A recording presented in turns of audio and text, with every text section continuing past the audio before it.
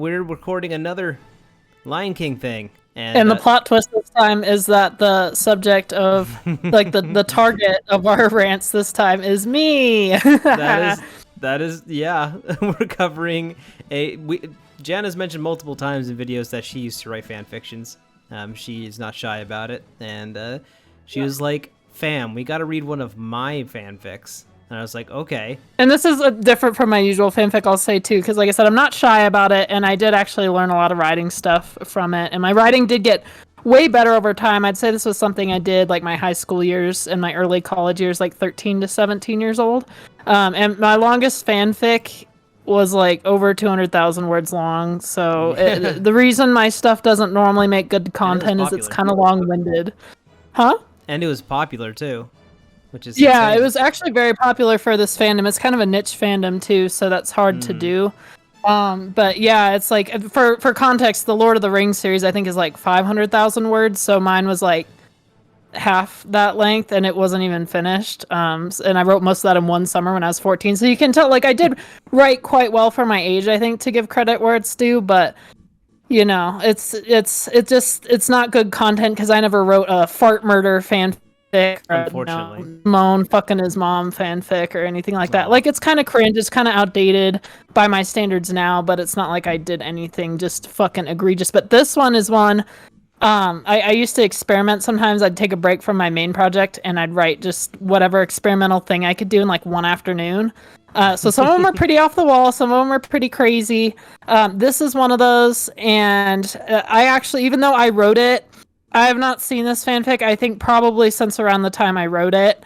I kind of forgot about it, and it was kind of just a side project. Almost so this will pretty now. much be as new to me as to Blake. Yeah, this was written, it says June 17th, 2012, so it's almost 10 years ago. I was in high school, so probably going to be kind of cringe. Definitely going to be, I barely remember it, so this is going to be a new experience for both of us, pretty much. So I thought it'd be cool to just get a raw reaction of it. Hell yeah, I'm ready. What you really want to get out of that is that Janna is a greater author than J.R. Tolkien.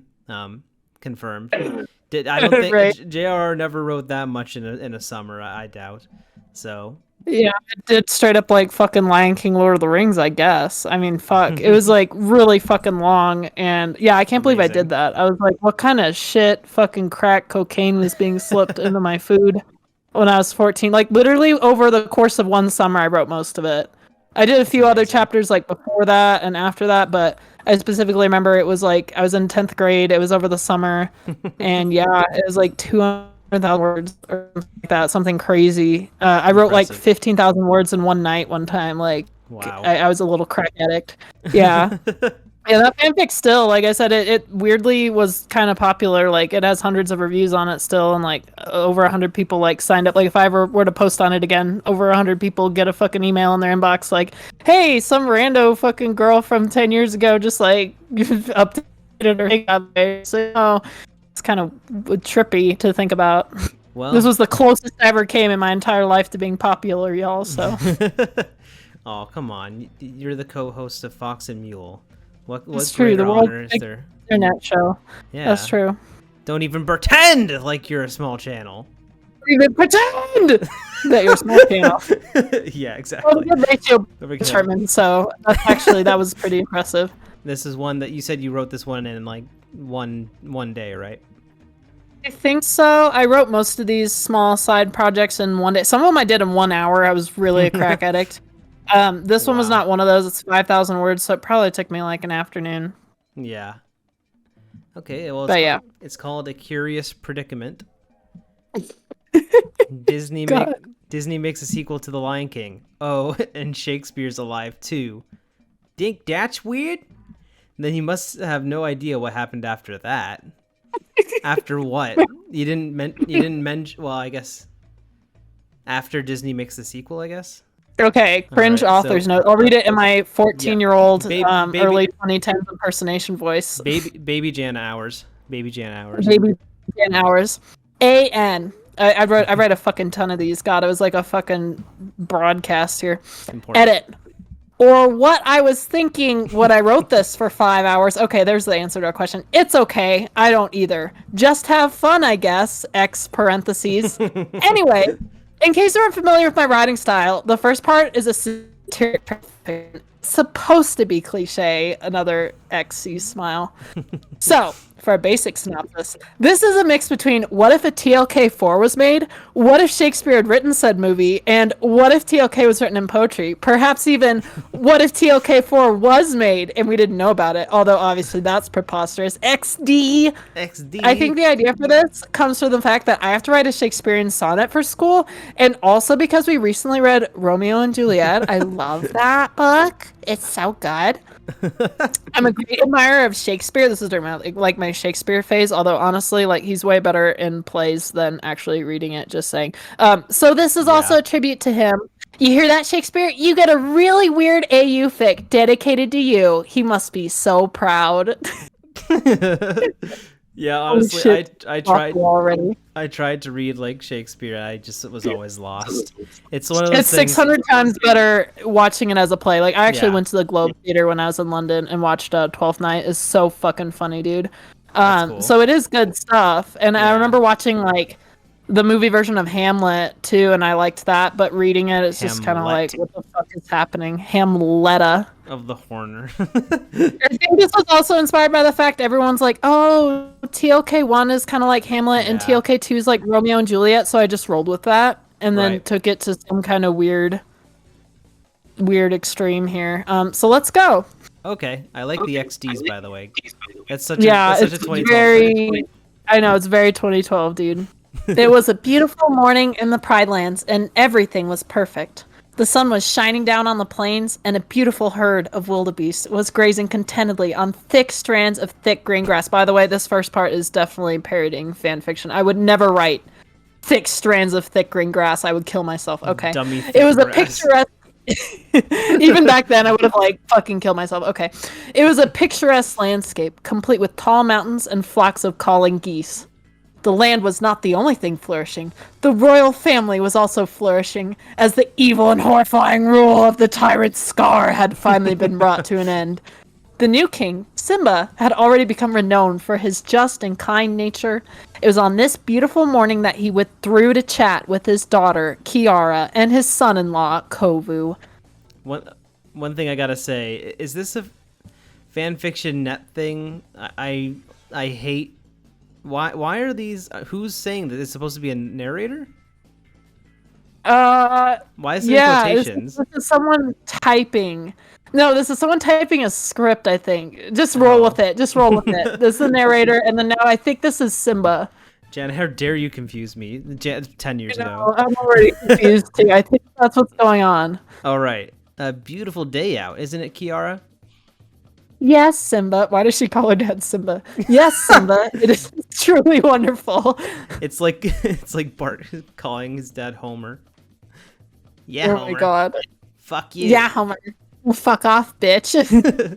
Oh, why would you say that? At that moment, Kovu came out, a large, beautiful lion with a dark brown Beautiful. pelt, black mane, and a sandy brown muzzle, underbelly, and paw pads, the black tail tip. His eyes were green.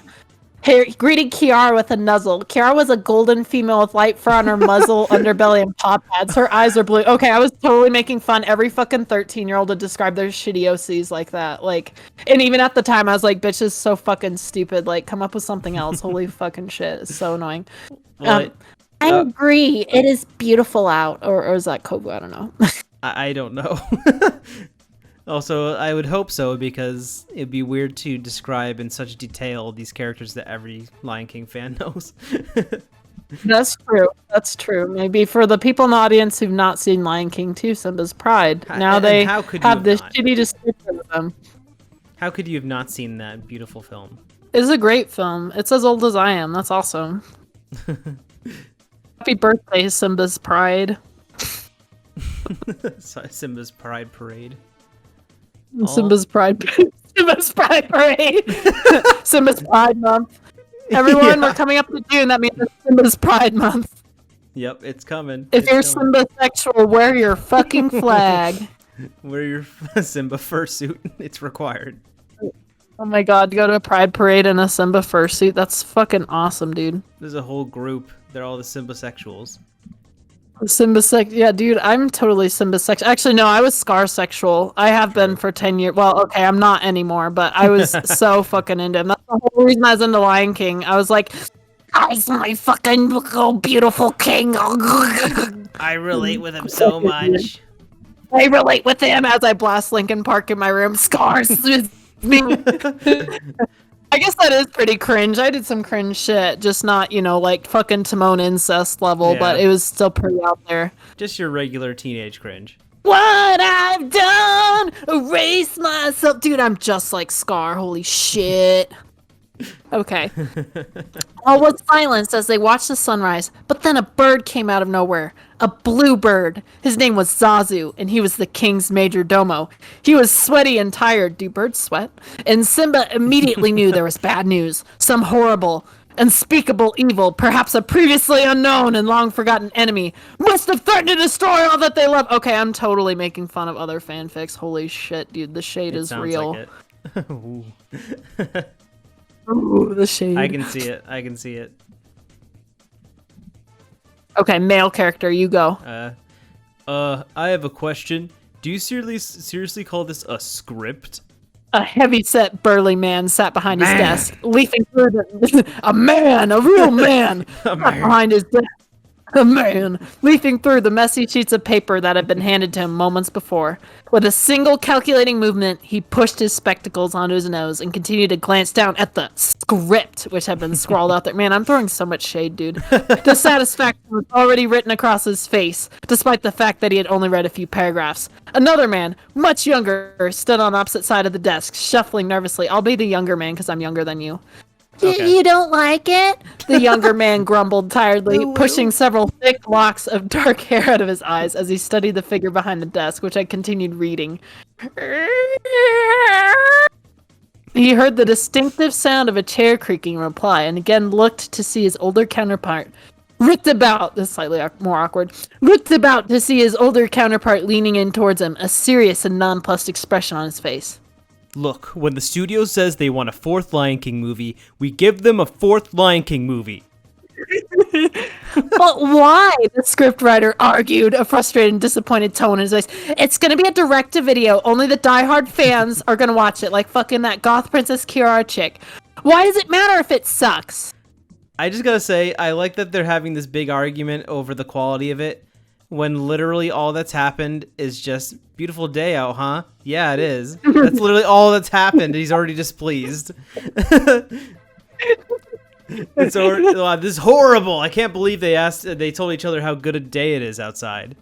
Awful.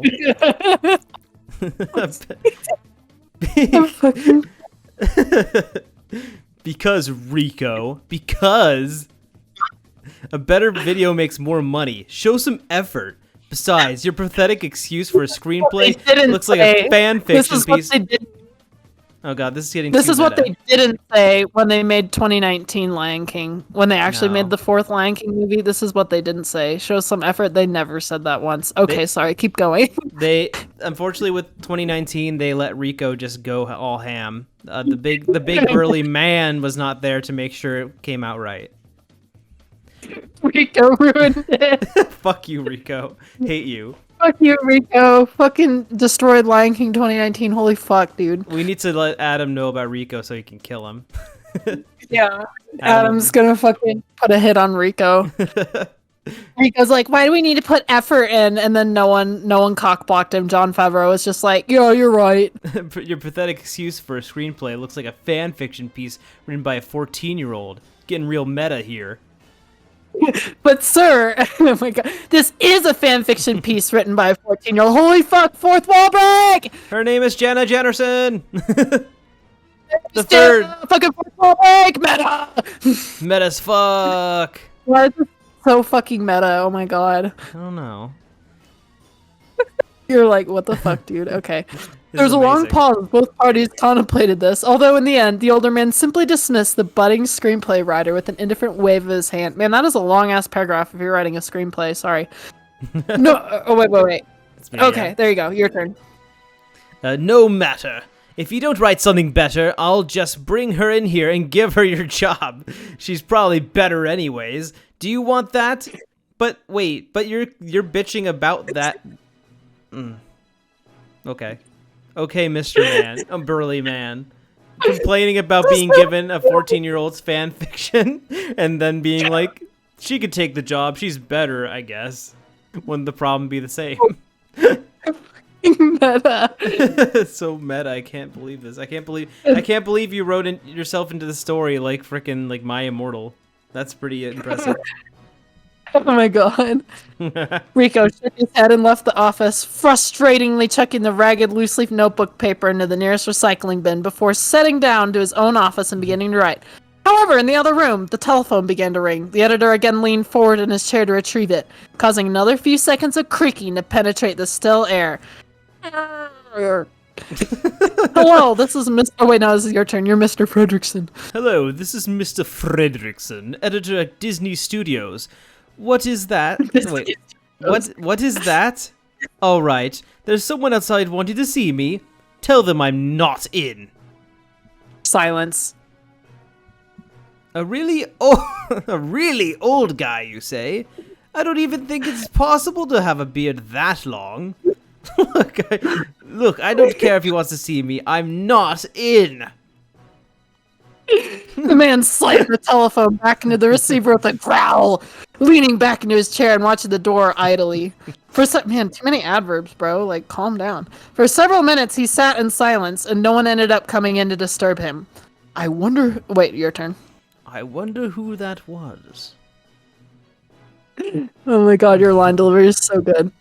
Thank you. Another day passed at the studio. Today, however, was somewhat different in design. All the important people, including the editors, screenwriters, and animators, among others, were nestled in chairs, placed along an oblong wooden table. At the head was the director, a short, skinny man dressed in a suit, tie, and beautifully polished shoes. Something important must have happened. Well, this is an emergency meeting. To cut to the chase, it seems like a man is threatening to sue us. The identity of this person has been kept secret. However, he is scheduled to meet us here, in this office, in about 10 minutes. Naturally, of course, if he decides to start a lawsuit and demand money from us, we will fight tooth and nail in court, spending many thousands on fees and lawyers, rather than giving him a small amount of the billions this company already has. Nods of agreement followed. Man, I got Disney down to a T, though. Yeah. My fucking 14-year-old dumbass is just like, yo, I see how it really be. I see the money. The money greed. Greed. Just didn't you fight with Sony over the money? Sony over the money. Shakespeare's head of Sony fighting over the money. That's a really classic Shakespearean quote. Yeah. Shakespeare moment be like, Disney shouldn't fight with Sony over the money. The money. Shakespeare said that. He did. Nods of agreement followed. At that moment, however, the door creaked open slightly. You love creaking. I love creaking. I had this. Each person leaned. Sorry, they need some whatever. Like they need some oil. They need to oil those doors. Yeah. They need to oil their chairs and doors. They have the money. They have the money. The money greed. The money greed. They're so greedy they can't even afford oil. They can't afford WD-40. They're too fucking cheap. Yeah. They'll pay thousands in lawyer fees, but they won't pay for WD-40. Yep. Each person leaned forward, attempting to get a view of the figure behind the door, but it hadn't been opened far enough to afford any a glimpse of the reclusive form behind it. Several moments passed. Oh, also, I'm playing Shakespeare, by the way. I'm calling that right the fuck now. Okay. You can come in, Mr. What was your name again? The director called out loudly, waiting in suspense as the door remained there, only open a crack. Several more moments passed. We needed to know that. Several moments passed, then several more. So many moments. Sorry, no. So many moments. Sorry, young lads. An old, worn, and tired rasp was heard from behind the opening, effectively surprising everyone present. I was just preparing myself. All the world's a stage, as they say. The man finally pushed past the opening, revealing himself to the crowd sitting at the table. Each of them let out an inadvertent gasp in shock, as he was perhaps the oldest-looking man they had ever seen. A long white beard stretched out from his chin, practically touching the floor as he walked, with the aid of a cane across the floor. Thick wrinkles covered every surface of his skin, and unsightly liver spots peppered his face. Oh my god. He's back, and he's angry. He has a gun. I will fucking kill all of you for ruining my plays. Bang, bang. Holy fuck, dude. This is amazing. Who are you? One of the animators? One of the... Oh, well, yeah. Oh, no, you go. Actually, do you want to take over narrator for a while? You need more Sure. speaking parts. Sure. Who are you? One of the animators queried curiously, speaking the question that was on everyone's mind.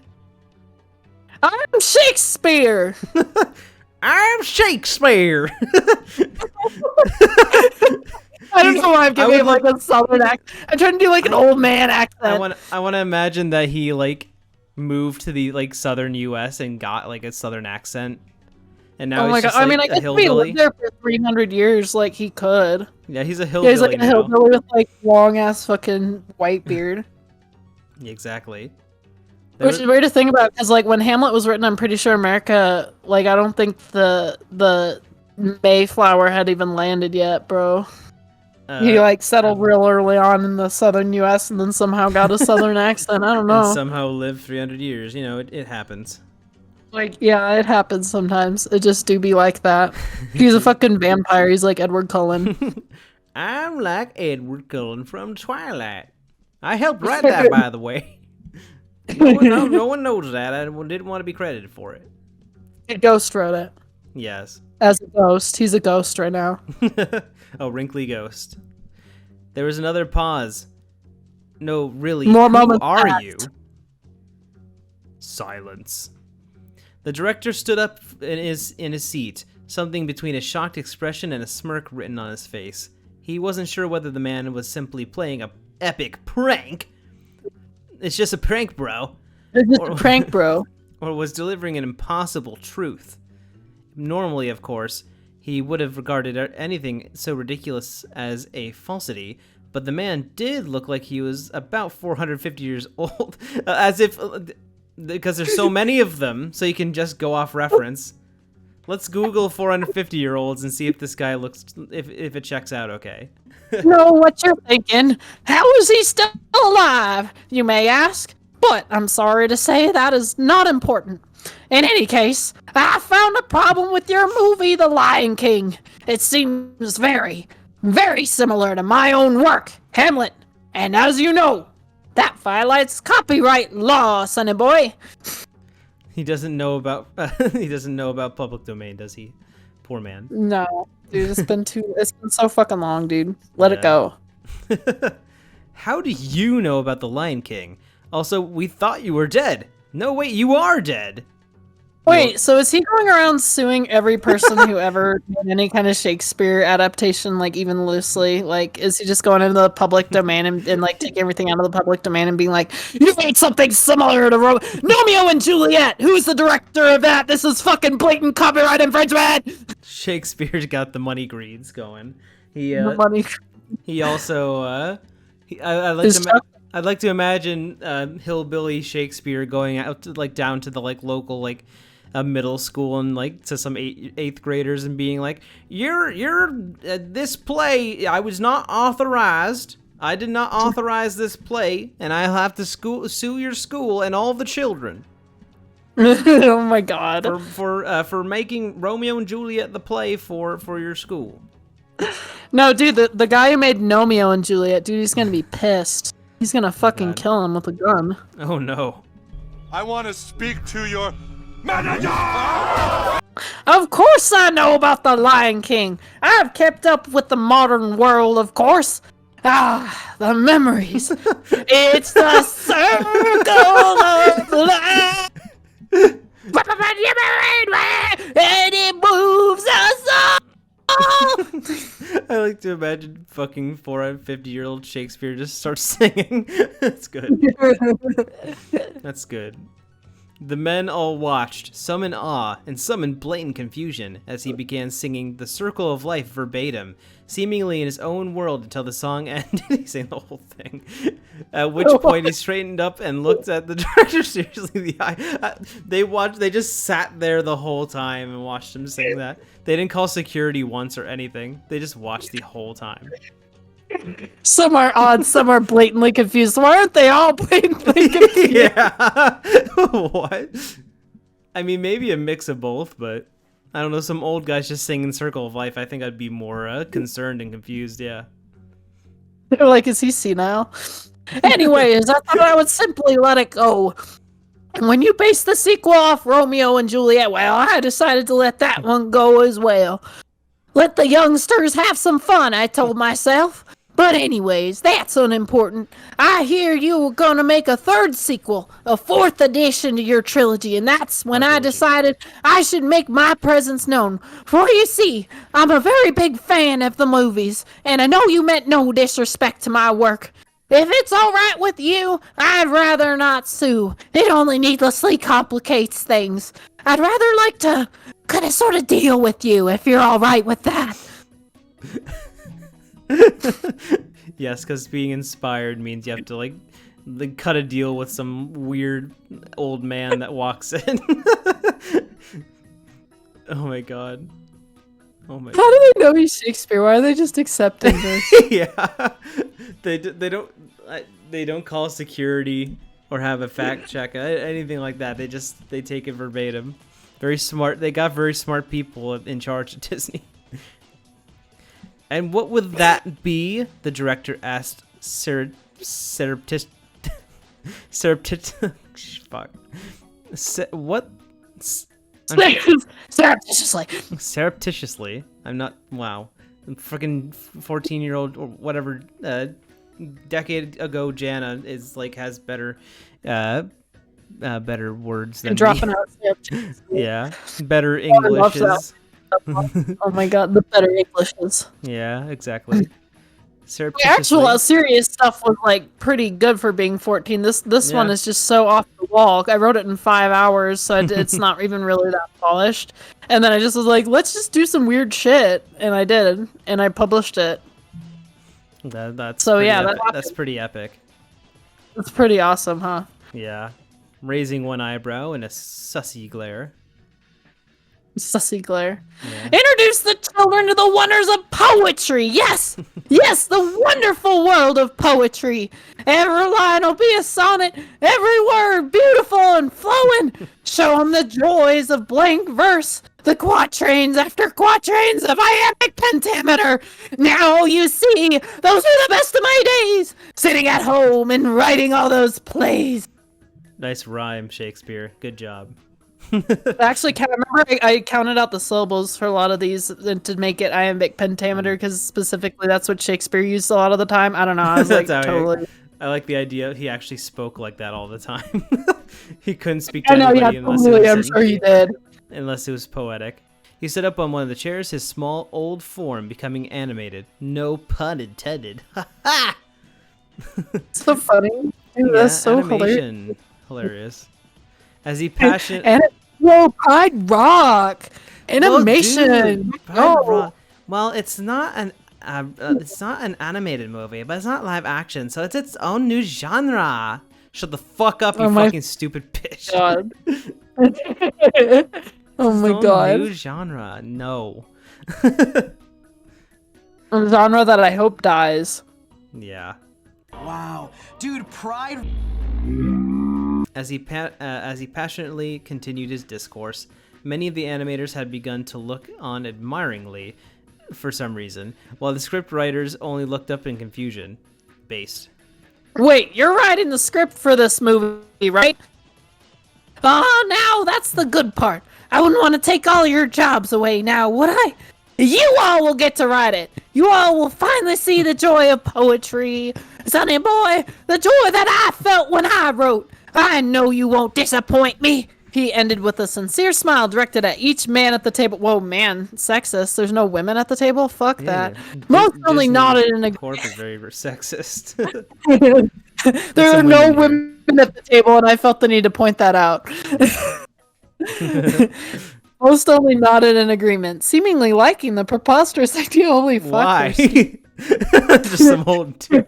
I would love if like to hear about the background of the creation of a movie and like a behind the scenes documentary, and they're like, we had this like idea set, but then this old coot just like ran in, he was naked and had a cane. It was just like dancing back and forth and going, you need to make it this way instead, and we all listened to him and changed the entire movie for this man. No. Oh my god. What was I gonna say? I mean, to be fair, you see some of the fucking movies that get made, and you do have to wonder, like, what fucking Nimrod, dumbass dingbat fucking wrote this. That's you true. See some of the shit that gets made, and I'm like, wow, what talentless hacks are these? Why can't actual artists get anything done? So, I mean, I guess it's not, when you think of it that way, I'm like, why not? Yeah, have a random man come in and, like, fuck everything up, dude. It's like, clearly they take pitches from some weird-ass fucking morons, so. That's true. That's true. But I can't write a sonnet! Rico interjected, panic overtaking his features as he pointedly scrabbled at the papers of script on his desk. Man, that was an awkward sentence. We fucking hate Rico. Okay, you're the All my man. homies hate Rico. That's true. Well, the editor said, leaning forwards in his chair. You couldn't write to begin with anyways. Rico, you're fired. The MVP fired Rico! Woo! I hate my life, the younger man muttered, gathering up papers and belongings and leaving. Without another word, bye, Rico. I hate my life, and then like fucking Linkin Park just Rico, blasted. man. Rico puts his fucking headphone lazy ass Rico. Fuck Rico. Rico has a Fuck Rico. boombox with like a CD of I keep wanting to say Limp Bizkit. God damn it, not Limp Bizkit. Linkin Park. Linkin Park. Yeah. What I've done, erase myself. I hate my Crawling in life. my crawl. I would pick up a ranking for. These lines director, will big not girl. heal. Okay. There's no women at the table, so I can't have any more lines. Yay. No lines for Janna. No women. women. Only men at the table. It's so funny how I like specifically point that out, directed at each man at the table. There are no women. Gotta make it gender, Janna. God. I like totally it's just like women fuck women. Yeah. Well, what the heck? The director started on an air of boldness, seemingly entranced by the old man's speech, for some reason. If it prevents a lawsuit, then why not? No one will catch the movie anyways. They don't have to look at any documentation that this crazy man can actually sue them or would actually sue them. They just take his fucking word for it. This is amazing. Holy fuck, dude. So it looks like we're back to the Lion King world. Lion King world time. Okay, I'm gonna narrate Hell then. yeah. And you can narrate the people world with all the men in it, because there's no women at the table. The men. Men. Men I'd like to fuck. MILFs. It was a beautiful day in the African savannah, and several lions were dozing about in the heat of the early morning. Each of them was merely a drawing, an animated, but all the time it seemed as though they had been given life of their own. Indeed, the Pride Lands was its own little world and a separate blah blah blah. Okay, so it's like meta shit. They like live and exist. Okay. You're Kiara breaking awoke my first, immersion, yawning. Janna. What? Young Janna, you're breaking my immersion. I can't believe they're drawings. God damn you. They're drawings. They live in the real world. They interact with the real world somehow. Kiara Oh, wow. awoke first, yawning stolidly and stretching out her limbs in the plentiful grass which surrounded her. For a moment, she stood there, studying the landscape of her home, before she walked slowly over to Kovu, nudging him in the shoulder in an attempt to wake him. There was a momentary pause as she continued to push him, but after several moments, okay, like, he wakes up. Okay.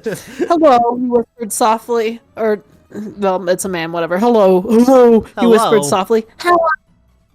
He looked off over the horizon, strangely hopeful. Someday, he would be king of all this. A part of him was worried, and yet, Because at the he's a same man. time, he almost couldn't wait to be king. The present king, his predecessor, finally showed himself over the crest of a hill, walking down towards the couple with a light-hearted smile on his face. This is nothing. The king had been about to speak. The king had been about to speak, but was interrupted when Zazu dove out of the sky, dripping with sweat. Again, do birds sweat? I don't think they do. I should have known this. I was a bird nut. Seemingly terrorized by something, each lion waited in anticipation, hairs bristling in fear as Zazu hid behind the king, ready to say what was troubling him. Ahem. Ahem. Sire, pause and listen to my discourse. You see, disaster is brewing there, thick and dark, like the harbinger of storms, which dares to block out Apollo's bright rays. Each lion and lioness stopped for a moment. This was not normal, even for Zazu. Kobu looked over at Wacky Kiara, who Zazu. looked at Simba. Unanimous confusion was written on their faces as they looked back at the messenger, their expressions all seemingly saying the exact same word. What?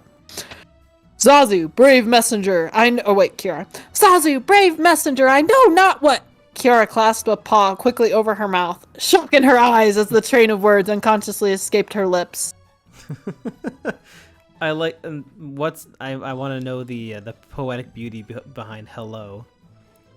Hello. Hello. One word wasn't ruined yet, and then when they tried to say a sentence, they can only speak in poetry now because now the old man is directing the movie. See, it's meta. Yes. It's big brain. It it's happens very in real time. Amazing. He just came in and ruined the movie, and in real time, they fucking all got destroyed. They all have this fucking curse now, I guess. I should have had it be like a curse. I should have just went totally off the wall. Had like Shakespeare summon like some demon magic. There's like fucking Jafar, like dark clouds, like swirling, vortexing in him, like some Jafar shit. I like the fact that it's super meta because the first script was written by a 14-year-old as a fan fiction, and now this is a fan fiction written by a 14-year-old of Shakespeare writing it, but it is in a fan fiction written by a 14-year-old. Oh my god. It's too meta. It's so Janna. big brain. It's so big Brian. brain. Big Brian. Fucking Inception. Big Brian. That's a script that's written by a man inside a studio, inside a fan fiction, inside the real world. Whoa, big brain. Mental. Big Brian. Simba, my king, it seems to me as though Kiara and Zazu are afflicted by horrible and mysterious ails. We must consult our shaman, Rafiki. There's another pause as Kobu's shock nearly mirrored that of Kiara's, and he looked about. I keep using looked about. Awkward. Almost as though searching for whatever had caused him to spout such non-comprehensible gibberish. All he found, however, was the being he had just mentioned, and the being he had just mentioned, Rafiki, who was standing silently on a nearby rock. Here I really am dropping beings and surreptitiously. It's like, holy fuck, I needed to calm down. Rafiki was standing silently on a nearby rock, a rueful and solemn expression on his countenance. Simba spoke up, dreading what would happen next. See, this is what I mean. This is how a lot of my stuff is written. Like, not quite this bloated, but, like, just very, like, long-winded and just kind of, like, wordy. Yeah. Most of it would not be good content. It would be kind of, like, you could find cringe stuff, but you would have to really look for it to be, like, awkward character moments and, like, me being 14 and not understanding the world. It's just not, like, something you would look at and instantly, accessibly be like, oh, this is so funny. It's so bad. It's just kind of like, whoa, there's a lot of words here. I'm not reading all that. Right. Rafiki, we were about to commence a search for thee to seek your wise knowledge, as, alas, gather up thine herbs and poisons, and if you know, report that what ails our speech. Oh my god. Okay, real world big brain man time. Boy. Man time. It was another long day at the studio for the screenwriters. Most of them were exhausted, as attempting to conjure up a script and sonnet had sapped much of their energy. The long, late hours they spent silent and hunched over their desks was really bad for their backs, had rendered most of them a little more than zombies, half-heartedly trudging through one place to the next. Through it all, however, Shakespeare remained hopeful and upbeat, urging them forwards with a consistently cheery tune day after day. Sounds like it get fucking annoying. I just listen to this old man sing all the time. Shut the fuck up, old man. I'm going insane. It's gonna be okay, son. It's gonna be okay, Ma. It's gonna be okay, Ma. I really like. Me okay, Ma. I gotta say too, have you been reading those fan fictions? I really like that A Night to Not Forget one. It was really good. I highly recommend it. Oh my fucking god, dude. He never failed to be the first to arrive at the studio because he probably lives there. Does he even have a home? He probably just homeless. His Pontus is not Shakespeare, just a random old homeless man. Yeah, pretending to be Shakespeare so you have a place to live. Holy fuck, dude. There's so many layers to this story. And I was know. typically one of the last to leave. As weeks passed, however, the rest of the crew was becoming more and more hopeless that the movie would be completed by its deadline. Several of them resolved to meet with Shakespeare about it, though they doubted they would get very far. Their arguments were varied, but in the end, he seemed mostly unyielding. Sir, do we really need to write each line in iambic pentameter? I don't think... There's just like different snippets of Okay, dialogue. yeah. Tiring. Does this passage really have to rhyme? Can't it just be blank like this other part? Because I think that we'll never be able to complete the movie in time. However, after much begging and pleading, a single compromise was reached. Later that day, the old man gathered the crew together and announced a change. It wasn't as much as they had hoped for, although in the end, the tired and battered writers were grateful for any respite at all. Gentleman, just one. I Emphasize understand. how much you are some of you- mans. Just one man, the man at the table. There are no women here. No women. Gentleman, no women allowed.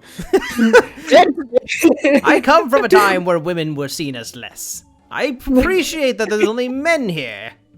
I'm imagining him like nailing a sign on the door. It's like the fucking, like when like in TV shows when it's like a kid having their treehouse, it's like, no girls allowed. He has that. He's like, no girls allowed, and it's spelled wrong. He's like, no girls allowed. No ladies allowed. My ladies must get out. My ladies. Get out of here, my lady. Gentlemen, I understand that some of you are not as fond of poetry as I. Alas, your many hours of labor may seem to have gone to waste. And as thus, I will allow you to write one particular set of characters in prose simply because I enjoy their wonderful and humorous puns. That is all, however. The rest must be written. He's a fucking slave driver, Jesus. The rest must be written in sonnet, as I have said before. I appreciate each of your efforts, and I know I will be proud of the end result. I just love that. Why'd they even like go for this in the first place? Why'd they think kids would like this? I don't get it. Disney being weird. There's Disney just like, totally Shakespeare. Yeah, you can just take over the entire production. That's how much they care about the production of Lion King 4. To be fair, The Lion King 4 was basically The Lion King 2019, and they didn't give a fuck about that, and I don't know why they thought kids would like that. So, I mean, it's not really that far off. John Favreau and Shakespeare are so similar. Jon Favreau reads this and be like, oh my god, dude, good idea. I should have done that. Be more realistic. Have them talk in like fucking poetry. And as such, he began his discourse about the first major change to the script. A plethora of animals was gathered around Rafiki's tree, many of them afflicted with the mysterious and profound change in speech that had also affected the royal family. Nearly every animal which could indeed speak, awkward, was outraged, complaining loudly in outdated Elizabethan-era English. Even from far away, the mob which had gathered there at the baobab was still audible, startling the birds nearby and disturbing the usually calm, pleasant atmosphere. It had spread like an out-of-control virus, seemingly overnight, affecting all the savanna animals, except for 3. Who? How are we going to divide up the hyenas? There's kind of no good way to do this because, you know, one of us is going to have to play the black lady, one of us is going to have to play the Mexican, one of us is going to have to play, like, the dumbass. I'll be the dumbass. Mentally challenged? Okay. You'll play the mentally challenged. I guess I'll play the independent black woman. Okay. You could be the Mexican man. I don't know. Sure. There's no PC way to do this. No. Only typecasting is allowed. True. Janna, you're not a 450-year-old white man. That's true. That's true. So you got to be Banzai because you're the man, and I got to be Shenzi because I'm the woman. That's, I guess. Okay. What's with all that noise? A small dark form queried, hiding in a bush to watch the procession from afar. I don't know, Banzai, but I don't like it. We should continue onwards. That dim-witted bird saw us. He's probably already blabbed to Simba. If we want to be successful and take over the Pride Lands, we have to be ready for our attack. Banzai obeyed, treading across the grassy ground as he signaled for a band of other hyenas to follow. Slowly but surely, like a shadow, they made their way across the hot, dry savanna landscape. They paused again, somewhat closer to the tree, listening in on the loud and boisterous complaints issuing from its surroundings. Ed, of course, only punctuated the raucous noise with his dreaming hysterical laughter.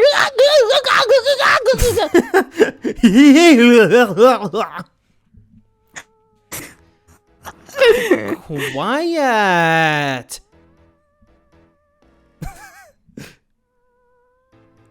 Quiet! Banzai snapped. Oh, keep going. Banzai snapped, elbowing his companion in the side, ignoring the pitiable squeak that he emitted.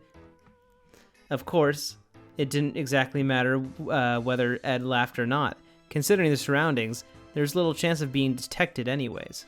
Why are they all talking like that? Shenzi muttered almost silently, glancing around at the crowd in utter confusion. Ed followed suit, glaring over curiously, seemingly mesmerized as he made his way towards the den, before Shenzi could stop him. No, Ed, wait! No, Ed! Ed! Come back! Oh, wait, I guess that wasn't a whisper. That was like a screech I did. Shenzi whispered as, no, Ed, angry whisper, whispering. She whispered as loudly as she dared, only watching hopelessly as her friend and comrade made his friend and comrade.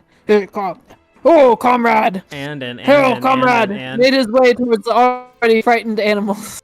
The response was profound and immediate. The animals, I thought they were all confused because they were talking in fucking weird fuck English. The animals backed up in front. They're all talking in weird fuck English. I thought they were like distracted. But no, they immediately back up in fright, retreating into the savannah and ignoring their predicament. Their little predicament, their curious predicament, you could say. As they ran away, Shenzi knew she had to act, but didn't know what to do. No, wait, where are you going? Banzai called out after them instead. It was a rash thing to do and probably made the animal's fear greater, but it was the only thing he could think of doing. Wait, friends, and look towards the being thither. He may be dark, beastly predator, but alas, he does not share our pain. Oh, how there must be a heavenly cure. A particularly plucky gazelle called out, demanding the animal's attention as they stopped racing away and turned around. So began began wishing for the ability to speak in prose. Before Banzai was even aware of what was happening, a crowd had gathered around him. A crowd of fauna had gathered around him, demanding that he share with them what the cure was, and how he had freed himself of the horrible burden of speaking in iambic pentameter. Dude, this story is so whack. Even really Rafiki, tired because of all the animals he'd talked to that day, had approached him, politely asking what had happened to him. Banzai, however, had absolutely no idea what they were talking about, as he had never been afflicted with the plague in the first place. At that moment, Simba and the rest of the royal family appeared, unaware that the hyenas were what Zazu had been talking about, and also unaware of their plans to kill him and take over the Pride Lands. Okay, so this is what I was talking about with the old forgotten enemy, whatever the fuck, that every TLK4 fanfic does. Needless to say, there's no way that the attack could be successfully executed, not now with all the animals around. Simba walked up to the hyena silently, none of his features showing anger like they had expected. Instead of looking reproachful, his face was one of mere ruefulness. He recognized Banzai, the same hyena that had tried to kill him as a cub, but did nothing threatening. Dude, okay. Dang. Hello, dear friend. I understand the truth, that our paths have been shrouded in darkness. The darkness, Sora, the darkness! But I implore you all to join us here, in the accepting light of forgiveness. Aww. Adorable.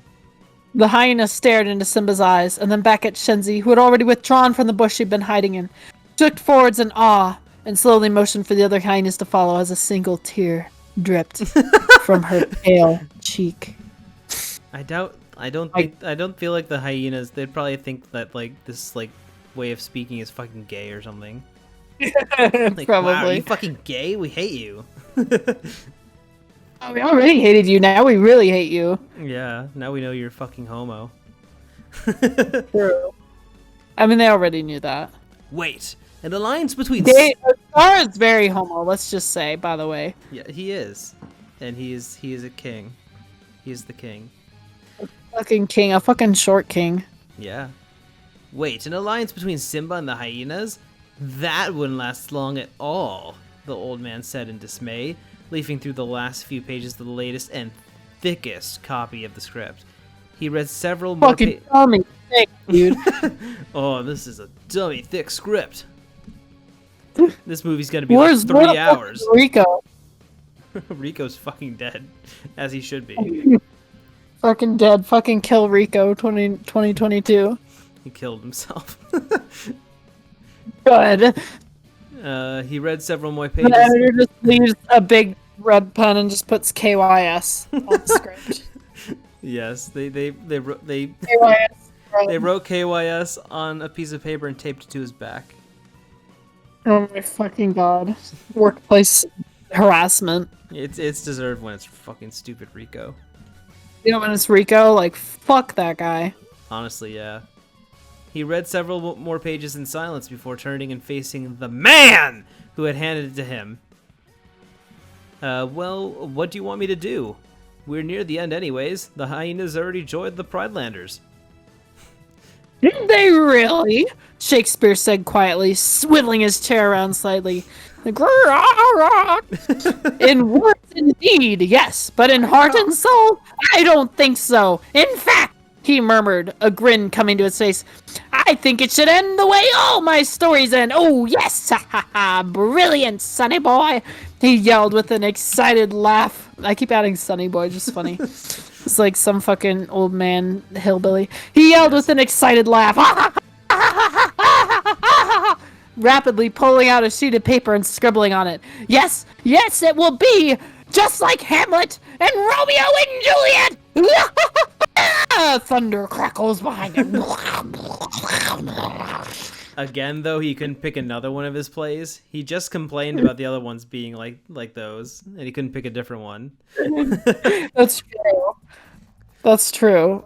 He has many other plays, but he only has like 2 that he's mentioning. Okay. Yeah. I guess those are the ones I was most familiar with 10 years ago. He only made 2 because Janna was only aware of 2.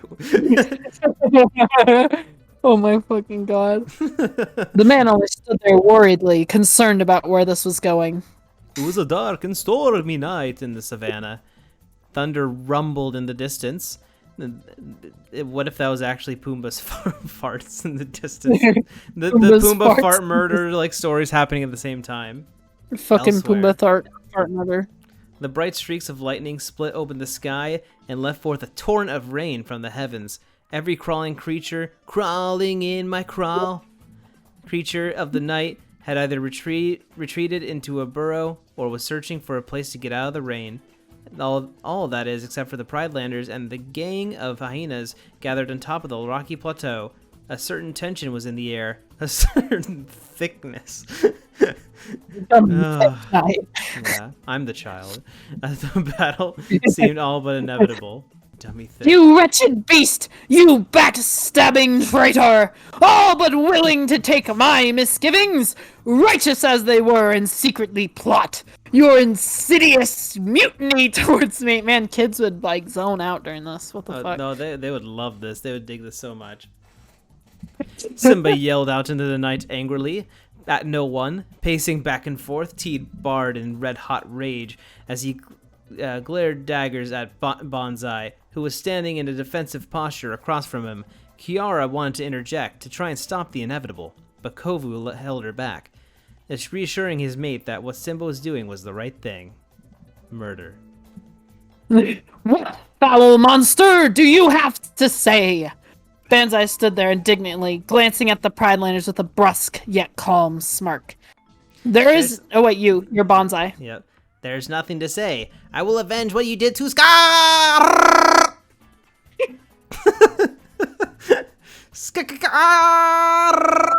Wait, the hyenas killed Scar, didn't they? I thought they didn't like him.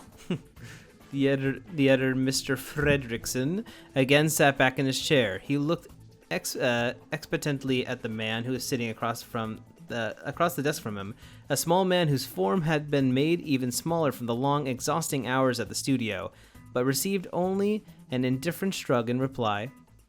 They do now, I guess. Glancing back, that's a good line.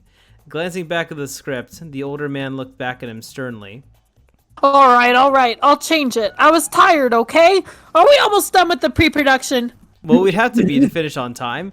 You know, we hate extending deadlines. The soundtrack is already finished, but the animators will have to work overtime to get this out on video. God forbid we don't miss the release for a video. Oh my god. Well, just imagine, what does the soundtrack to this sound like? I have to imagine.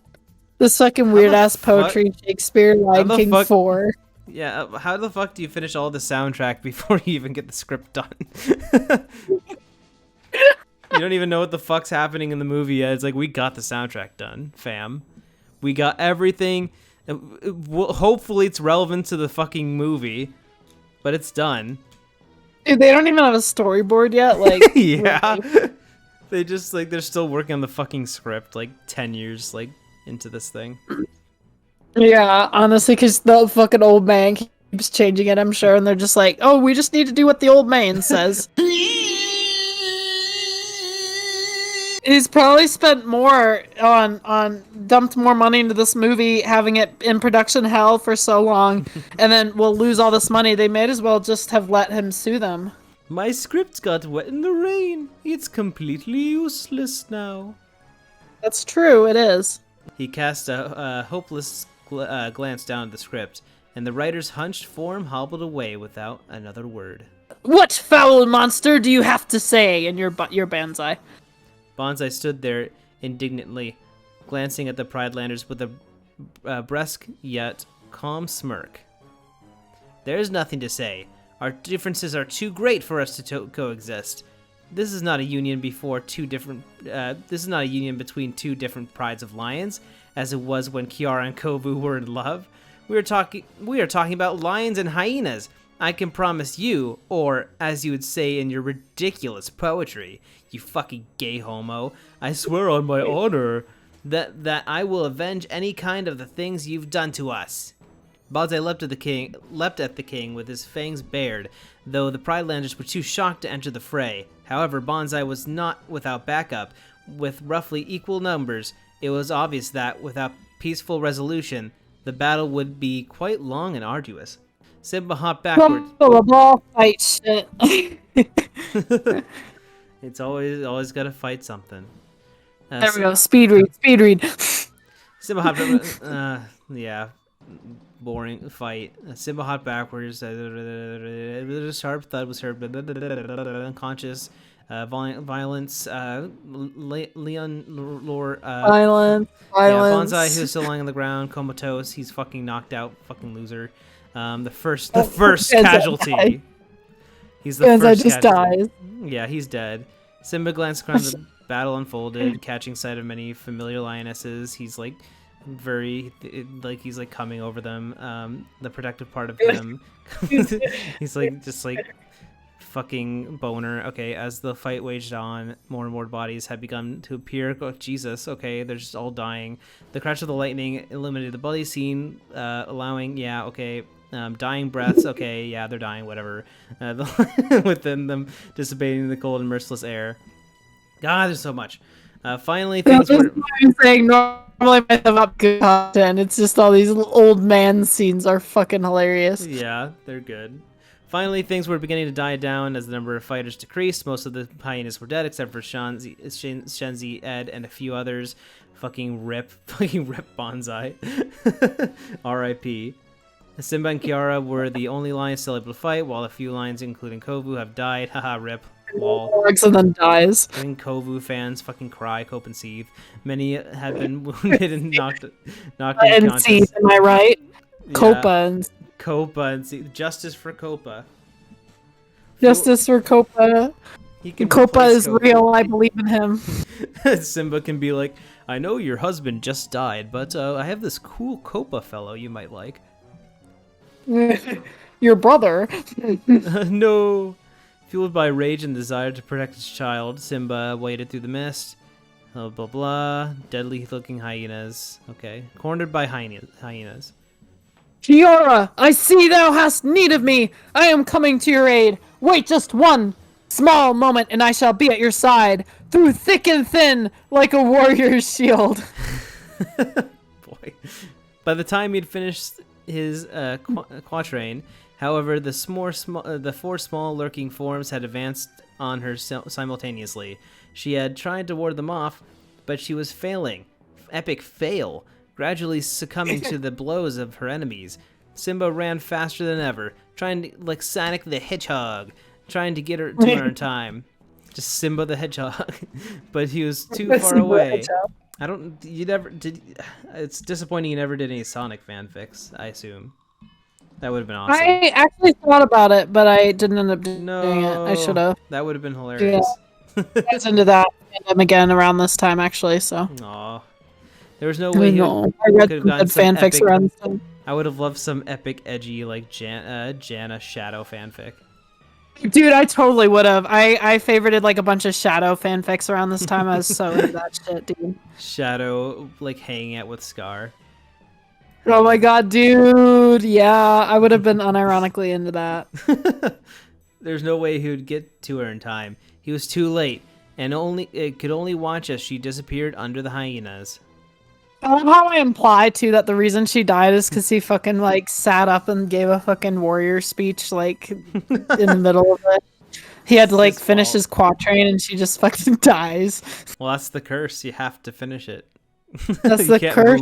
That's the curse. You have to finish your sentence. It has to be an iambic pentameter. That's actually quite impressive that I not only like wrote all this in 5 hours, but I also did these fucking like they actually do kind of sound like Shakespeare writing, honestly. Kinda, yeah. Like for being quick and for me being a child, it's like not. Yeah. It's like convincing, but it's also just a very weird concept.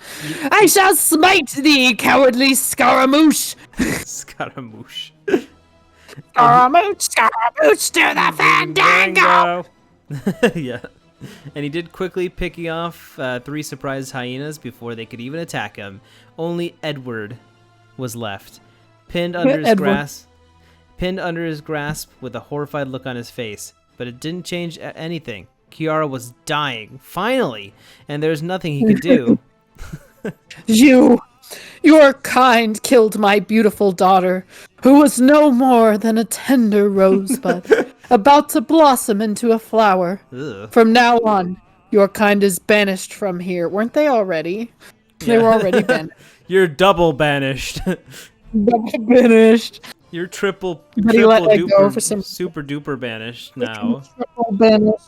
XXX triple banished. Exactly. Oh no, triple exiled. There we go. This just puts XXX. That means triple exiled.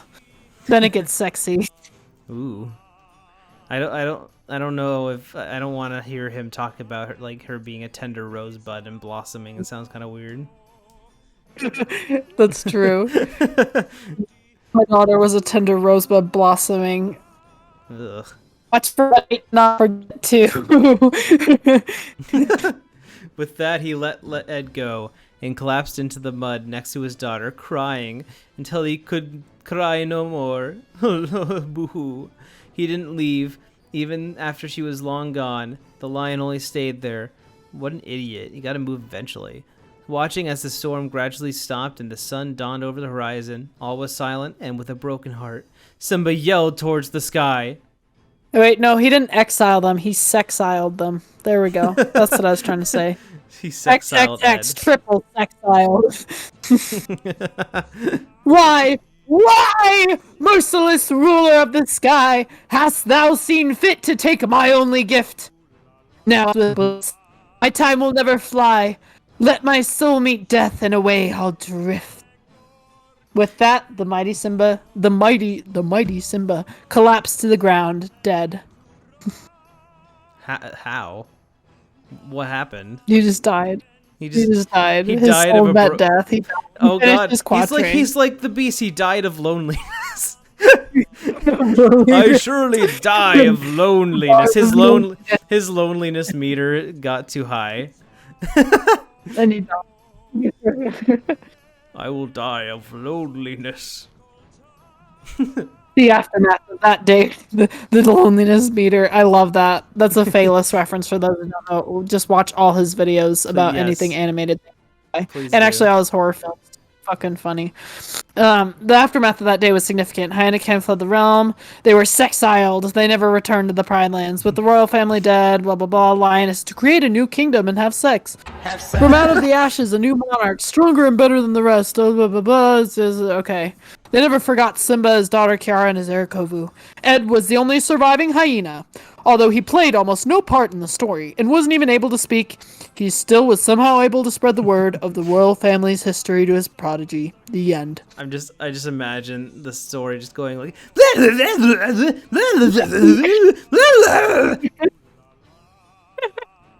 Good story, Oh my Uncle Ed. God. Fucking idiot. Great story. Cool story, bro. Cool story, bro. Tell it again, Uncle Ed, you fucking moron, dumbass. And he's actually telling the truth. Just can't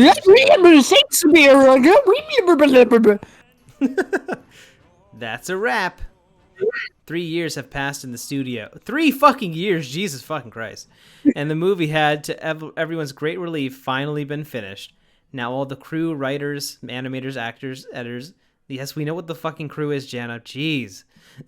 Even the old man himself had gathered into a small, tightly packed room to watch the finished product for the first time. Large buckets of popcorn were distributed. It's not a premiere. It's direct-to-video. They put all this effort into direct-to-video. It's not even gonna have a fucking premiere. They're like sitting in a room with popcorn.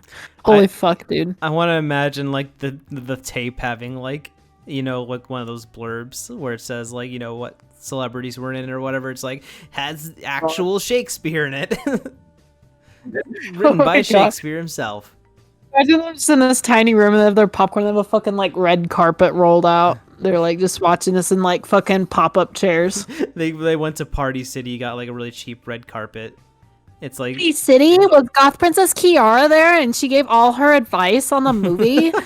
and Adolfo over at him. He was there crying. He was crying the whole time. Kiara. I'm headcanoning that Adolfo and Goth Princess Kiara, even though I didn't fucking know who those people were when I wrote this. I'm imagining that they were at this premiere. They were in their fucking pop-up chairs. Adolfo's like telling everyone, he's like, dude, you want to give me a blowjob under the table? And then Goth Princess Kiara's like, oh, I did need the good thing, the money. This could make so much money. Everyone stop criticizing it! Oh, good. So fucking good. Yeah. It's crazy to think I didn't know who those people were when I wrote this, because it already feels like MLK was like such a long time ago in my life, and this was like this was before I joined MLK. This was a long ass time ago. Yeah, I like to imagine with Adolfo asking if someone wants to give him a blowjob. That's sexual harassment, and then he just starts crying. I didn't mean to hurt you. I didn't mean to do it.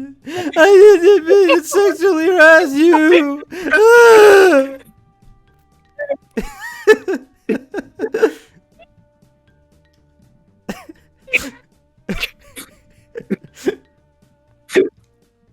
Holy fuck, dude. Chokes on a popcorn kernel. Good ending. The good ending. Large buckets of popcorn were distributed between them, and the general air was that of vague excitement and a vague pride, I guess. Each person settled down comfortably into a chair, watching with awe as the Disney logo fitted onto the screen. It was as if they'd never seen it before. Is this the was this made alongside like Dumbo 2 and like they nearly finished it but just scrapped it? And they're like they finished and they're like, fuck this. This doesn't need to be released. There's no Dumbo 2. Was there gonna be a Dumbo 2? Yeah, it was one of the last Disney direct-to-video sequels they were working on, and it got like canceled like when it was mostly finished. Apparently. Oh shit! Really? No, I want to see it. Someone needs to dig it up. What the fuck, Dumbo 2 is probably so bad. Yeah, Wasn't it probably. like Would've John been interesting. Lasseter or someone, or whoever took it over was just like, we ain't doing that shit anymore. Yeah, I'm pretty sure. It would be interesting Yeah. to see though. Someone Anything- needs to dig it up. They need to take it out of the Disney vault. Dumbo 2. Yeah. No, this has a Dumbo 2 ending. Keep going. Because it's real dumb. No, I'm just kidding. It's real dumb. It is Dumb 2. I'm excited. dumb. Over the next 2 hours, the audience watched the fruits of their labors, the hand-drawn animation with its typical bright colors, the nice voices lent to the characters by the actors, and the Nice medley, voices. original songs, blah, blah, blah. As time drifted by, the crew became less and less enthused about the movie as a whole. They just figured that out now. They rustled their seats impatiently and became engaged in impromptu popcorn fights to quell their boredom. Real professional. As much as they worked on the movie, which has cost them a fortune in time, energy, labor, and money, its outcome was somewhat disappointing. By the time it reached its end, which had been edited somewhat to maintain a G rating, everyone was significantly depressed and dejected. If they could hardly stand to watch it, how would a child be able to tolerate it? Wow. Amazing. The credits faded to black and the lights turned back on. Hopeless and frustrated, each member of the audience unknowingly turned to Shakespeare. They just turn towards him and give him a death stare. This is your fucking fault. They just like want to kill him. I know what it's Except for Rico, he's not there, but he lost his job because of him, so he actually kills him. I'm imagining like a fucking like quick like these like this is animated and they like quickly like are animated to just like flip around and suddenly they're staring at like at Shakespeare. It's good. Oh my god. We're going to kill you. Hoping to find some words of encouragement or pride in their efforts, but he was asleep, sound asleep. Hey, wake up! Someone shouted from the back as several people tried to nudge him awake, but all of their efforts were in vain. He finally died. Finally, he fell limply out of his chair and oh god, he is dead. Remained motionless on the floor. He's dead! Several gasps were heard momentarily as everyone glanced out at him, rising up from their chairs in shock. Well, what do you Well, what do you expect? He's almost 500 years old! An artist from the back yelled irritably, not very moved by his sudden demise. Holy fuck, savage. Not very moved by his sudden demise. After several seconds, they realized he was correct and indifferently sat back down, glancing once again at the blackboard. They're just like fine with it. They're just fine. Yeah. They just dead body, they're not going to do anything about it. He was supposed to die anyway. Duh. He was almost 500 years old. Duh. Facepalm moment. Oh, duh. He's actually like an 80-year-old homeless man and they just like don't care. So what do? We finish the movie, think we should start selling it? There's a long pause as everyone looked around, genuinely puzzled expressions on their faces. An indistinct murmur ran throughout the crowd as they discussed it, many people motioning empathetically towards the blank emptiness of the projector screen, but not the dead man. The director rose from his seat, effectively silencing everyone. He smirked, looking towards the cast that had worked for so long on the movie he had been forced to make by an impossibly old man, of no less. He wasn't. Some 84. He was not forced to. Come on. It was your fucking decision. If Rico were here, this would have never happened. Rico's movie was better. Yeah. Rico's movie got John Favreau back and became Lion King 2019. All of this was so ridiculous, so preposterous. He looked towards the front of the room where the movie had been projected one last time before he decided his answer. Nah, they'll do fine without it. Well, I guess you could call that a parody of poetry, Shakespeare, and fan fiction XD. To be honest, I think some of those quatrains were pretty good, if I do say so myself. Oh. Ooh, face. Oh. Ooh. Especially considering I'd never written an iambic pentameter until last week. XD. See you all next week for a story that will be significantly less weird. I promise! Tongue out, smiley face. Twin out, winky. Twin out. Twin out. What does that mean? That was my Twinsies. twin. I was Gemini, remember? Oh. On MLK and here I was Gemini. Gemini means twin. Oh. So I call myself Twin. I People didn't- call me Twin or Twinny. That was just my author name. That was like my thing. Huh. I did not know that. Yeah, so I did just not- went by. I kind of went by never thought Gemini. about what Gemini meant. Yeah, no, actually, it's a very long story. So that's why that was my username on MLK. It was my username here first. Actually, you can see I have my old username here still. Gemini Himelo. Yeah. It means twin. Well, because I was inspired by when I was like 13 and I first started reading fan fiction on the site.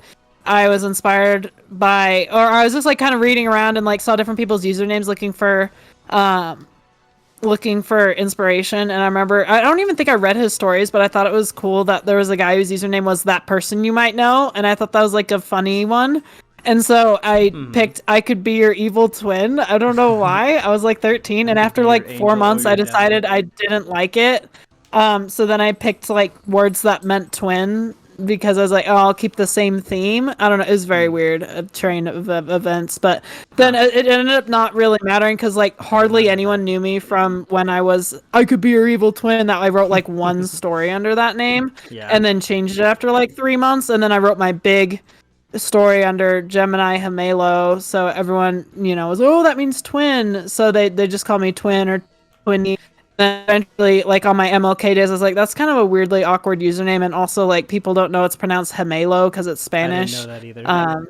Yeah, so everyone called it like Gemini Gemelo. That sounds really weird. So I just on MLK I shortened it to just Gemini, so it was just Gemini, and then I think that actually sounds kind of cool, just Gemini, but I should have shortened it here too. People probably still recognize me on it. I haven't even updated my account in like forever. It looks like my last update was 2017, so it's been about 5 years, but most of my stuff was written between like 2011 and 2014. I actually had, let's see, I had my big project, and then I had one shot that I wrote. I think it was also in like one afternoon, and that one got, let's see, oh my god, it has 106 favorites on it, which for that fandom that's like one of, I think it's like the most favorited one shot that does not have porn in it in the Lion King fandom on Fanfic.net. No porn? How is this even readable?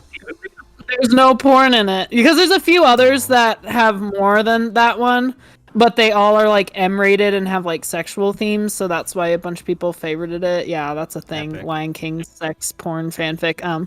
That's a thing. So just so you know. But yeah, if you exclude those, I had one that blew up. And that one, I still get favorites from it. I wrote it in 2013, so it's about the same age as this, like 10 years old.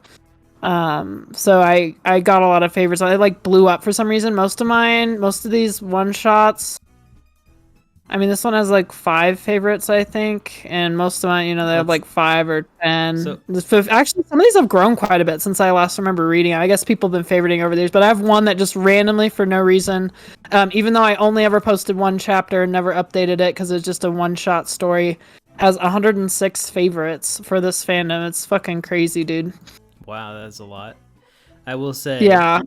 I think it literally is the most favorited one that's not porn out of the 5,000 stories in this section, but yeah. Honestly, like that was a fun read, Janna. The fact that you wrote things better than 14 years old than like these 30-year-old Lion King fans is incredibly impressive. It was more like entertainingly cringe than like cringe kind of like you're self-aware. Yeah, and like I said, I was a child. I can't be too harsh on myself. I wasn't 30. I wasn't writing just like unself-aware cringe stuff.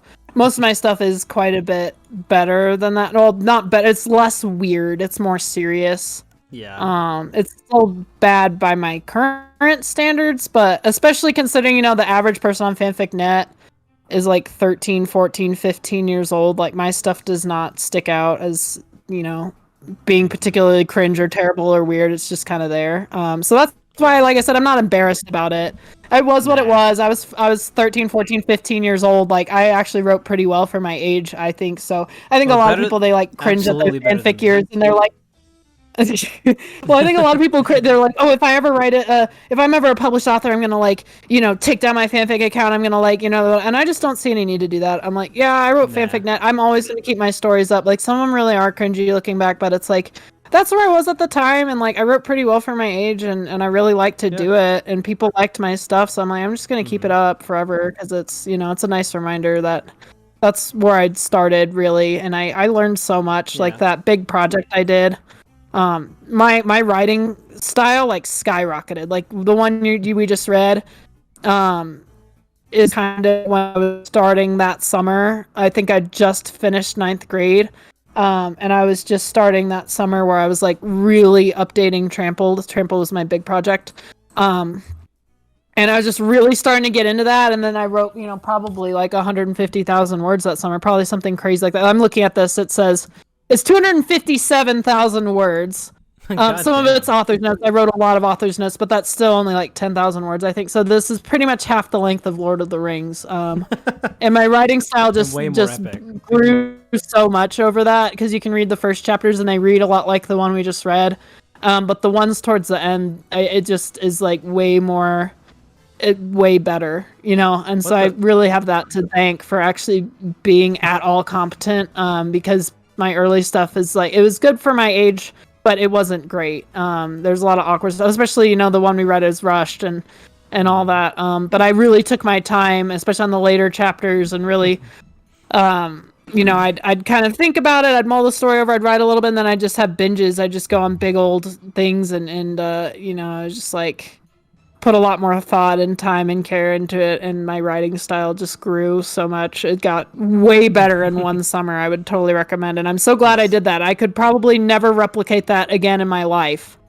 I wrote like I said, probably like 150,000, 200,000 words in one summer. I could probably never replicate that again in my entire fucking life, but I'm happy that I did it. Yeah, absolutely insane. I tell people that. I tell people that I'm like, yeah, one time in one summer when I was 14, I wrote like 200,000 words of my story. My longest fanfic story was 257,000 words, and people just look at me like, that's like 2 novel lengths. I'm like, yeah. It's not finished, actually. Yeah, it's about 70% of the way finished, and they're like, bro, what the fuck, dude? The next Lord of the Rings. Yeah. No, it's really fucking long. Janna, what? No, I took a writing class for fun in college, and I was like, name one fun fact about yourself. And I'm like, when I was a teenager, I wrote a fanfic that was 250,000 words long, and the TA was just like, that's a novel. And I'm like, yeah. It is truly impressive. Also, yeah, Janna, I'm proud of it. Please explain. I'm looking at your other stories here. What the fuck is a Flockina Cine Hilipification? What the fuck is this title?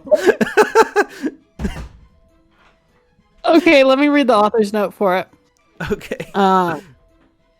Because I remember in case you were wondering, this is at the end. In case you were wondering, floxinoxynihilipilification is often cited as the longest common word in the English language. I wouldn't call it common, but the longest common word in the English language, and is defined as the act of underestimating someone or something. In this case, it refers both to Scar's underestimation of the hyenas and Shenzi's underestimation of the extent of Scar's madness. Amazing. Holy I love that. Fuck, dude. I was like, there's a weird obsession that some kids, I had this too, like obsession with like, what's the longest word, what's the shortest word, what's the like biggest place in the world, like just like big, like epic fun fact things. So that's probably, you probably said, well, it's the longest word, I gotta make a story based on that. I know, I can't remember why I called it that, but I think I got, let's see, it has 12 reviews, let's look. Let me get back to it really quick. Good story. Oh god, Ironic Snap was one of my closest friends on here. I love him, but he's very tongue-in-cheek, and I love his first line says, "Nice title, though personally I'm still working on my story. Pseudo-contrarian, pseudo-contra-neo anti-disestablishmentarianistically." Now I know anti-disestablishmentarianism. That's a word I know. Oh my god, Suda contra neo anti-disestablishmentarianistically. Oh my god, dude, I loved him. He was so funny. That's pretty funny. That's pretty. Yeah, I have a funny. couple others on here. I don't think any of them would be good material to cover either because they're too they're too competent to be like point and laugh. Yeah. And they're too long to be like, oh, look at this cool thing. So if I find any more that are good material like the one I just said, I'll let you know. But I think all of the Okay. rest of these, they're probably going to be just like, okay, this is like a 13-year-old like writing something that's like decent for her age to, Yeah. you know, oh, this is kind of long. So, you know. Mm-hmm. But hey, that was a fun story. 10 out of 10. I know. Did you like a curious predicament? I did. I did legitimately like it. What would you rate it? I would rate it a 450 out of 10. The age of Shakespeare before he died, unfortunately. The age of Shakespeare. Oh my god. 450. He's 450, 500 years. I couldn't decide. I probably didn't even look up how old Shakespeare would be. Actually. I love Shakespeare. Doesn't even know how old he'd be. Right. I love Shakespeare. Knows 2 stories. Oh my god. Yeah, those 2 plays. Oh my god, right. Yeah, gatekeep the fuck out of me, please. I was cringe. But it was a lovely story. I liked it. Thank you. It made me loyal. Actually, I think another one that might be good to cover, if we ever want to cover my stuff again, might be Of Wrath and Warthogs, which was just a random fucking what if for MLK prompt. That was if Mufasa met Timon and Pumbaa. I would have to reread this and see if it's actually funny, but you know, stuff Timon and Pumbaa funny, farts funny. Farts are funny, hilarious. Farts funny. That's about the only other one I could think of that might be funny. Well, Yeah, this is the only other one. Well, that was pretty epic, Janna. I'm glad I finally read your finest material. My finest material.